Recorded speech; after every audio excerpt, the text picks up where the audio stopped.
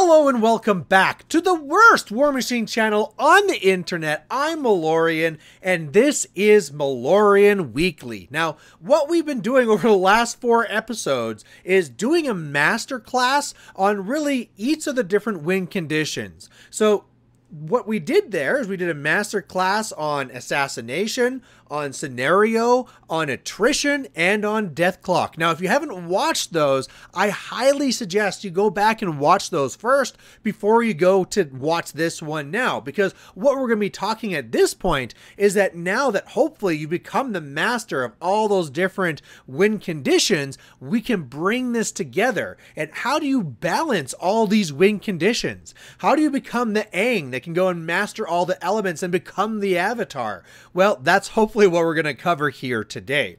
Now, I think as I get into this, it's not like now that you're a master of all these different win conditions that you can just grab whatever models you want and win.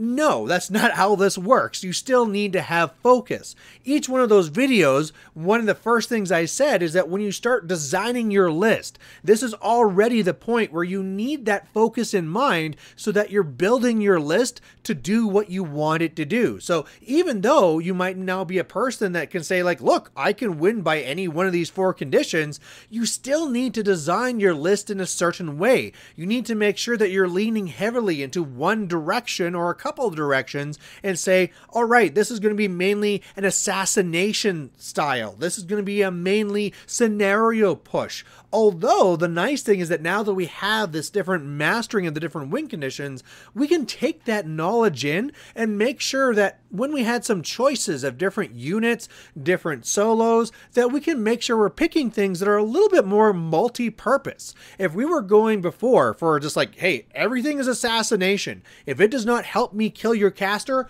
I don't care about it.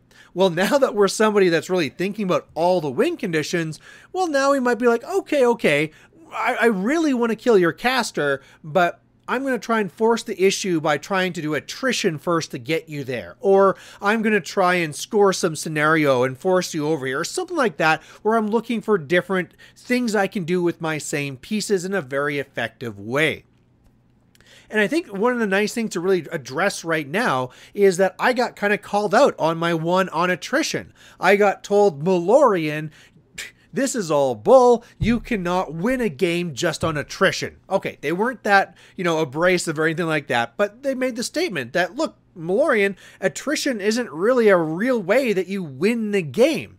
And I guess the first thing I have to be saying to that is that, well, actually, technically that's false. You can be winning a game through attrition because you can win it through tie breaks for points destroyed. And depending on what the format is, you could be winning by killing everything except for the caster. So you can actually win by attrition, but I get what you're saying. However, that also leads into what we were talking about, where the different win conditions can kind of be used together to support each other. And I think attrition is the very best example of this. Again, the vast majority of the time, you're not actually winning the game by attrition. It's not like if I kill 2/3 of your army, like, oh, hooray, your Necrons are going to phase out now type thing. I don't even know if that's still a rule for them, but, it's not like that's a rule in War Machine that once you get to a certain amount of attrition, you just automatically win. However, obviously, when you get to the point where you have way more models than your opponent, and presumably you have a lot more of your important models than your opponent does, well, you can be leaning into that and starting to bully your way towards either a death clock win or more likely an assassination or a scenario win, because if they don't have pieces, they're going to have a hard time trying to protect their caster, and if they don't have pieces, they're going to have a hard time covering the board, and you might just accidentally win by a scenario. You might just be creaming them and destroying them and being like, oh yeah, ding ding ding ding ding, I guess I win on scenario now, when I was really just killing all your stuff. So this is where attrition, we can already see that, oh, by looking and being a master of these other types of win conditions, this is really just going to make us be able to do what we wanted to do even better. So rewinding back to where we came from, we said with the list, when you're making a list, you want that list to have that focus. Maybe again, you're going to be leaning towards this one of the win conditions, maybe 2 of them, but always considering all 4 as we're going through these. Now, the next spot where you need to be then really thinking about these things is again where you're now going to be having a list pairing and you're now going to be facing off against your opponent and saying, what am I wanting to be taking against them? And now that I'm actually a master of all four of these, I can better understand what's going to be the best situation for me. If I came here with just 2 assassination lists or something like that, it's very easy. Whatever list has a better chance of assassinating your list, that's the one I'm taking. But now I can be kind of balancing this and be like, okay, that list is really good at shutting me down for a scenario win, but that one's really hard to assassinate. Maybe I want to be leaning towards this one attrition list instead. You know, things like that. You are now flexible and you can be building that into your pairing. And when you're actually doing that list chicken, making sure that you're leaning into the right direction that's right for that matchup against that opponent. Same thing when you're then now knowing what the lists are and you're now deploying or picking your sides. Again, you're now considering what's going to be the pieces that's important for me. Am I going to be picking to go first or picking the sides because I want to be having an attrition advantage, scenario advantage, or am I still trying to be looking for a death clock thing in the background? Now, let's now also address death clock, because much like how we said for attrition, where it's really going to be leading into one of the other ones, death clock is kind of exactly the same way, just in a different twist. And what I really mean by that is that sure, you can be really pressuring your opponent to win by death clock, but what if they just go and slap their clock and end their turn? Well, they're not going to clock, right? You can go and take your 7 turns like 1, 2, 3, 4, 5, 6, 7. That's it. I'm not going to clock. I'm not going to use up my whole hour. Obviously, though, if they're not using their turn to the full effect, that means that you can be getting the advantage in one of those other areas. Maybe using your turn to be pulling ahead in attrition, scenario, going and trying to pick away at assassination, whatever that's going to be. And even if your opponent's not there just slapping the clock and saying it's over, if you have it at the point where you got a significant advantage and they're worried now about losing the game by clocking out, they're going to start making less efficient plays. Instead of going in and making sure they're getting all the perfect charges and all the perfect attacks, they'll be like, yeah, just move these things up and get in there. I don't have time for attacks. Or where they could be trying to be thinking out like, if I did this and this and this, I could be finding this way to assassinate you. Or if I did this and this and this, I could be trying to go for this scenario. There's just not time to be considering those things. And so they're just going to be making suboptimal plays because they don't have time to think it out. It might even go past that, and they might be starting to panic. They might be like, oh my god, I'm going to clock, go, and then just not even just making suboptimal plays, but just making really poor decisions, right? Taking risky moves because like, well, I just got to get this game to be done, so I really hope this solo takes out that heavy. Oh, it didn't happen. I guess I'm in trouble. Or I'm going to go for this long bomb assassination because even though it's a low chance, I might as well because my clock is kind of forcing me to do that. So kind of like how attrition, we said, as you kill more of the army, it's just going to be easier to lean one way or the other and start winning by assassination because they can't defend themselves, or just scenario because they can't protect things. You're going to see that if you also always be leveraging that clock all the way through, they're going to get to that point where in turn 5, 6, 7, they're just going to start falling apart. If they don't just absolutely lose by clock, they're just going to be not doing the best that they can, and then that's how you can naturally be pulling ahead in one of the other areas.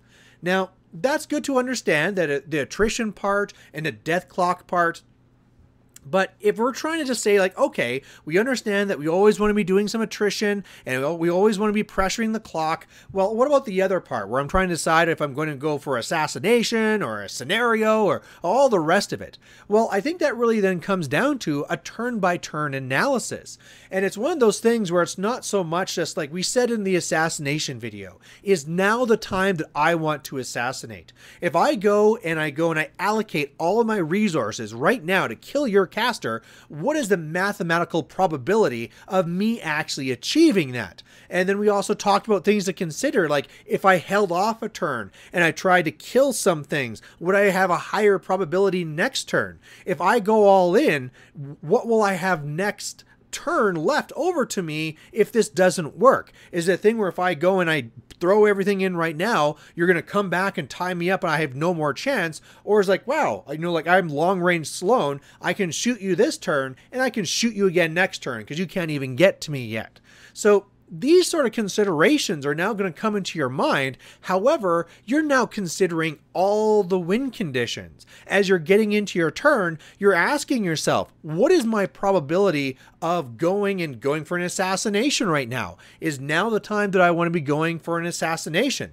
At the same time, going and realizing, what is my scenario presence right now? What is the odds that if I just keep on going for my scenario plays, that I'll just naturally win this game by scenario in the end, that I don't need to go for a ballsy assassination? Or is it something where it's like, I don't really have much of an assassination choice, I don't have much of a scenario push right now, I need to do some attrition work so that, as we said, those doors are going to be opening up to us later.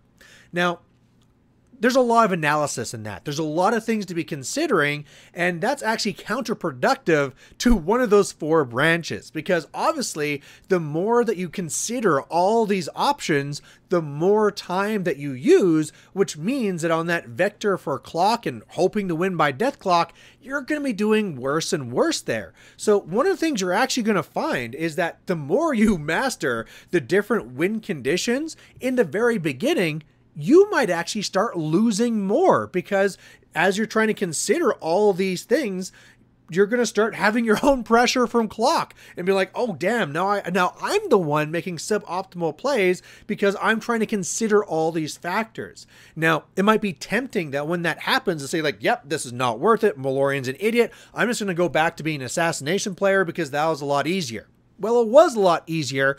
However, you're now putting yourself at risk of going into those situations where, hey, I'm up against a super rock caster. I'm not going to kill them, so I guess I lose this game. You want to be developing this. This is something that you need to become that really high-level player. There is no star player out there that only focuses on one of these strategies. You have to be versatile. You have to be knowledgeable of all these different areas, and it's only through experience and practice that you're going to be able to do that. So it's one of those things that I'd almost say that if you have a gaming group and you're going to say like, we want to get better at this, maybe just say a thing where like for a few games, pause it in between turns. I know some people actually do that anyway, where they pause and then consider like, okay, let's make sure we have all the control points right before we start things off again.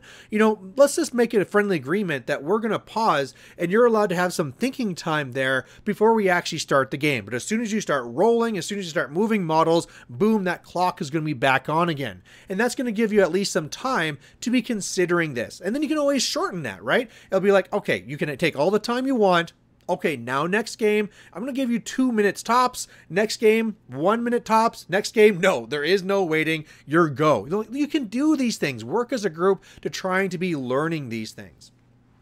Now, I think another part with this is making sure that you don't fall victim to your own biases. I know that I have done this a lot, where one of my own biases going into it is that I'm a scenario player. I do not like the risks and the math involved when I'm trying to go for assassinations. So even when there's something there that might be like a 98% assassination, I still go for the scenario, not because it's the right play, but it's because it's what I'm used to. It's my play style. It's what I like to do. But that's why I lose those games, right? Is because I'm not considering these things. So there's been some great times where I forced myself and I said, you know what? We're going to be playing Assassination. We're going to be playing Kane 2. This is Mark 2, obviously, with, you know, a whole bunch of my arcane horsey men. They're going to go around there with their ponies and shooting things. And it's going to be great. And then I realized that, my opponent has been scared of my guns and kind of like staying to cover. I'm just going to run my cav into you to block you, and I'm just going to win this one by scenario. So that's kind of a good example where by doing that one analysis on that actually like game state for that turn, I realized that even though I've been pushing so far on assassination, now is the time to be going for scenario. And of course, it can always be going the other way too, right? You can be saying that, okay, I've been pushing this and I've been going for scenario, but right now their caster's sitting out of cover, not camping anything. And even though I could be staying on my scenario train and have a very good chance of victory, if I go for the assassination right now, man, I could just be like having a 98% victory right now if I just go for it. And one of the things I can find that is very easy to fall into, and again, I told you that this is one of my failings, is like, well, you know, I already got that 80% chance that I'm going to win by scenario anyway. I'm just going to keep on like lounging into that. And then what happens? We already talked about that with the whole clock idea. We're like, oh my God, I'm running out of clock. Let's go for that long bomb assassination. And those assassinations sometimes happen. So when you lean into that and say like, yeah, you know what? I don't need to go for the assassination right now. I'm just going to go and keep on pressing the scenario. Well, they see that they're going to lose on scenario, go for that 5% assassination. And guess what? 1 in 20 times, that means they win that game. So that means you are better off taking that 98% chance or whatever it was to just assassinate them the turn before and get the game over. But this means that you have to be knowledgeable of all 4 of those and have the know of all to be saying on this turn, this is what I need to do. Maybe it's something else. Maybe it's like, well, I could be going for scenario and I could be going for this assassination. But you know what? The main thing is that their clock is the main thing here. They're down to 90 seconds. And all I need to really do is run my caster the other way and they're guaranteed the clock, right? I could be going up there and I might have a good chance of assassination. Put X number here, I could have a good chance at winning on scenario, but they're going to go for that assassination and they might get it. So the way that I'm going to do this is I'm just going to take that off the table. My caster is going to run the other way. I'm going to flood them with models to have to spend time attacking, and I'm just going to win this on death clock. So these are things where you have to lean away from those biases and those wants to be playing in a certain way and realize that that's the time during that turn to be focusing on that one area over the other. So that's really it. When you get to the end of the day, it's more of a thing of having these with you, all the knowledge of what you can be winning the game by assassination, scenario, attrition, by death clock, making sure that when you're going and building your list that you're actually designing it more specifically towards one of those ways, but keeping in your mind the other parts in the background so that you have some backups built into the list or some other coverages should you need to switch very carefully. When you build your lists, you probably want to build your list in a way that take advantage of all 4 of the win conditions so that should you come up against some sort of pairing that shuts down all assassination or all scenario or something like that, you're not just out of luck in that case. And then making sure that now when you're doing that pairings and picking what side you're going on, you're now not just thinking about what's the best way to assassinate. I'm thinking about out of my 4 different ways I could win the game, what is going to be the most probable for me in these pairings, in this setup, and then now thinking of it in that way. And then realizing that it's going to be a turn-by-turn analysis, which will take some time, and you might lose some games in the beginning while you're trying to master being a master, but it's going to be worth it in the end. And that once you go and you practice this, it's just going to be second nature. And you're going to realize that this is the turn to be pushing for assassination. This is the turn to be pushing for scenario. Nope, this is a turn where I just need to keep on grinding and try and get a little bit more attrition, so I'll be having those other options to me in further turns. So there you go. That's how you can balance all the win conditions. I really hope that this whole series was helpful for you, and otherwise, we'll catch you later. Bye.